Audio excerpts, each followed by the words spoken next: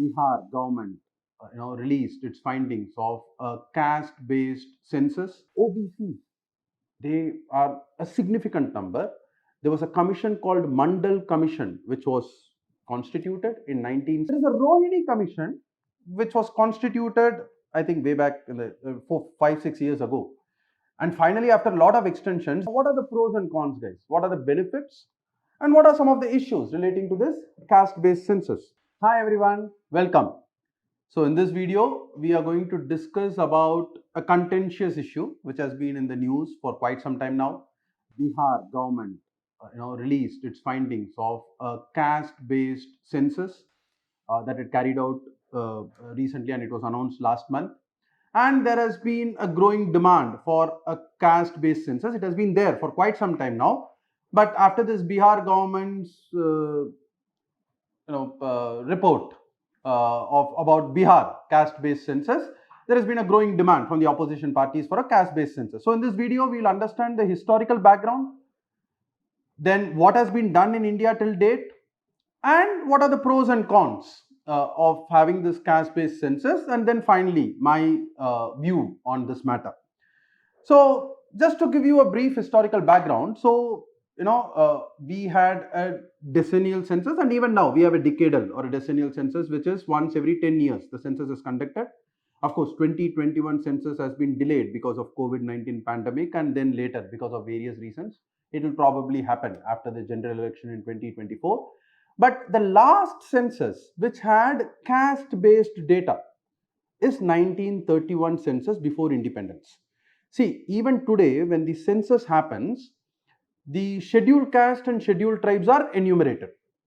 But the OBCs, the other backward caste, or the socially and educationally backward caste as they are constitutionally called, there is no data as to how many people belong to individual OBC caste or SEBC caste. That is what essentially the caste-based census is all about. 1931 it was done last, and at that time there were more than 4,000 castes and subcastes that were recorded in the census of 1931. Then in the Constituent Assembly, there is a fundamental right that there will be no discrimination when it comes to public employment under Article 16. Article 16 says there will be no discrimination in public employment. There will be equality of opportunity in public employment. In fact, the first clause of Article 16 says there will be equality of opportunity in public employment, because equality is a basic structure. It is there in the preamble. It is a guaranteed fundamental right. But India has had its own share of discrimination, huge discrimination amongst a lot of sections of the society. The backward classes, the scheduled castes, the scheduled tribes.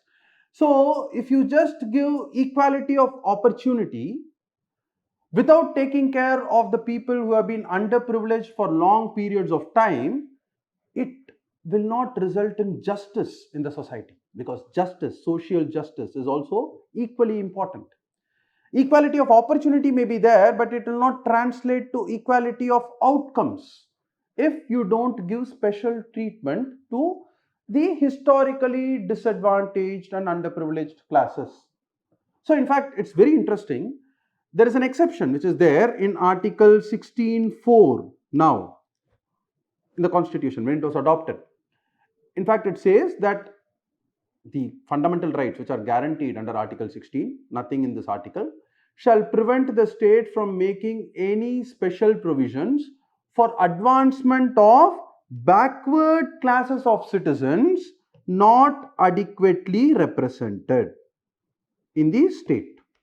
State meaning the government, not adequately represented in government. In fact, the original draft of the Constitution only said nothing in this article shall prevent the state from making special provisions for all classes of citizens not adequately represented. But then finally in the debate, Dr. Ambedkar said the word backward is added, because if you say all classes of citizens, see, India is a highly populated country even during independence, and you can always say that in every class there are underprivileged people and there are people who are backward, but the real backwardness is the social backwardness, right? It's not about economic backwardness, it's more about social backwardness. people who have been deprived of opportunities in the past. And so in order to ensure that they benefit the most from this affirmative action, which is in the form of reservation, the word backward classes of citizens was added in the Constitution. So then later in 1951, the first amendment of the Constitution added this reservation enabling provision in Article 15 as well, which is dealing with admission to educational institutions and other matters of the government.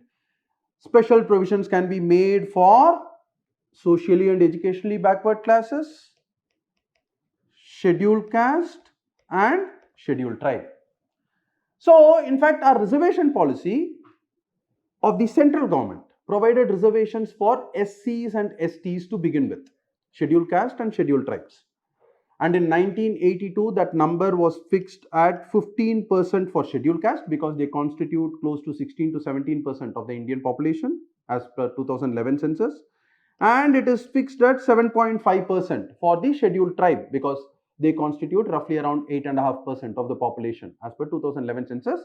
But this percentage was fixed in 1982, and it continues to be that even today.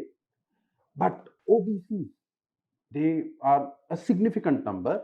There was a commission called Mandal Commission, which was constituted in 1978. It gave its report in 1979. Nothing was done for 10 years. Then when VP Singh came to power in 1989, in 1990, the recommendation of the Mandal Commission. Now, what did the Mandal Commission say? The Mandal Commission said, and it used various social and educational criteria primarily to identify which are the castes which are backward. See, so scheduled caste are people who have traditionally suffered from untouchability, right? Scheduled tribes are people who are tribal people who are living in forest and the hills, and people who have also been discriminated against in the Indian society in the past. So they have been given reservation. Now OBCs, socially and educationally backward classes, it estimated that close to 52% of India's population consists of backward castes, and they should be given reservation. And it was in the Mandal case, the Supreme Court upheld. So what was done based on this Mandal Commission recommendation in 1990? 27% was reserved for OBC. So if you look at the total reservation percentage, it will come to 49.5%. See, there is no rocket science to this 50% number, right? It was told in the Supreme Court, in one of the judgments earlier in 1962, then again in the 1970s in one case, and then finally in the Mandal case, the Supreme Court said reservation should not exceed 50%. See, because the logic you can attribute is Article 16 says there shall be equality of opportunity. So when you say equality of opportunity, it means everybody should equally compete.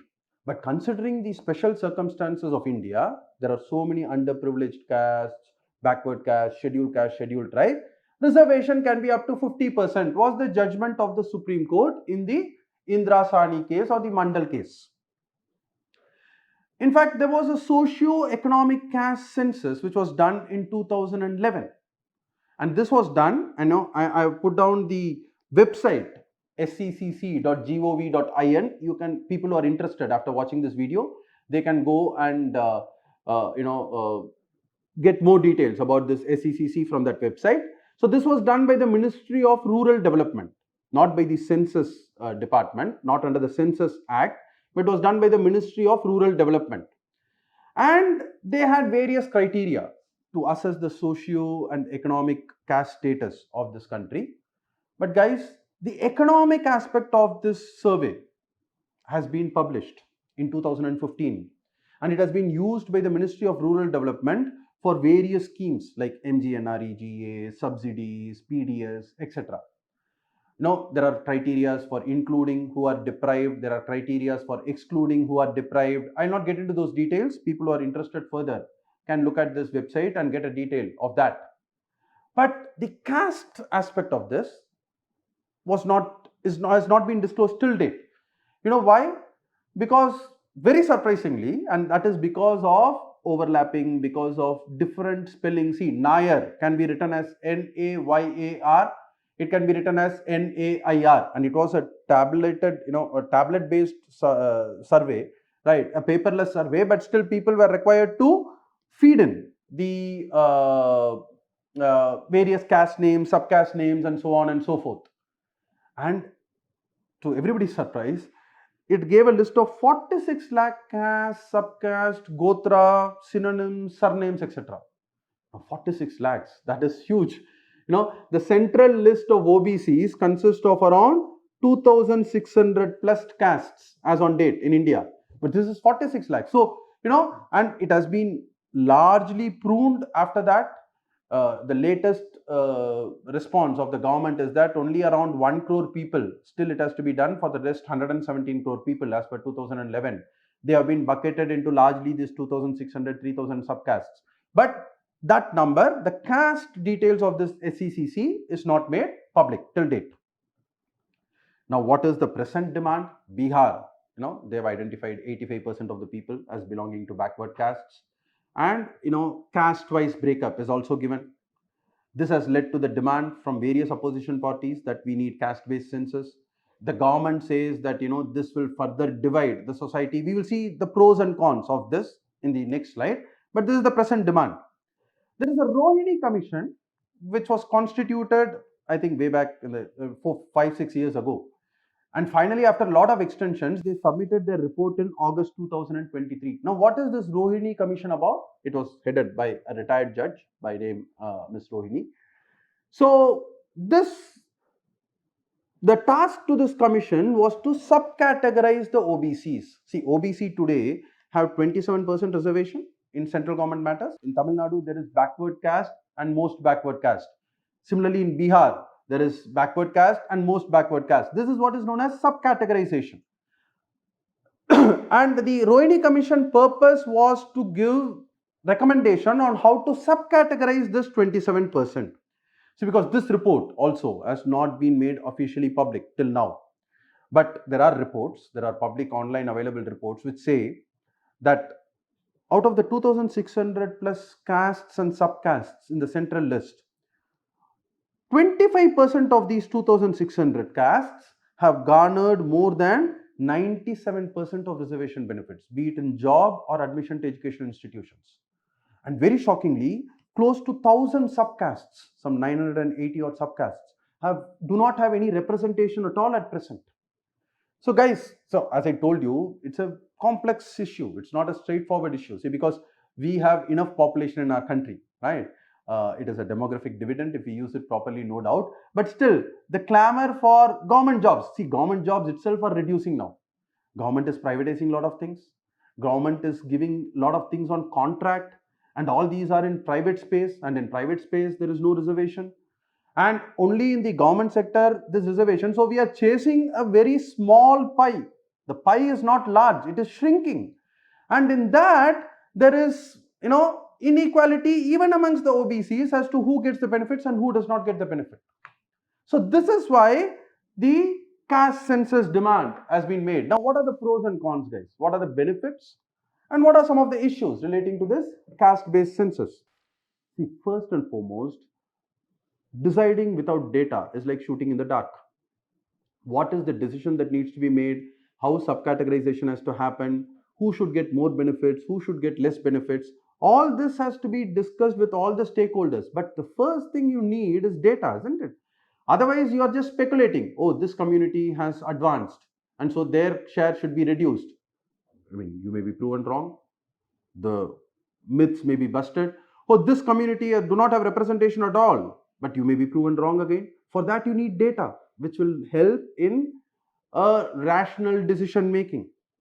And it can result in more targeted benefits by subcategorization. And as I told you, 50% is not cast in stone, right?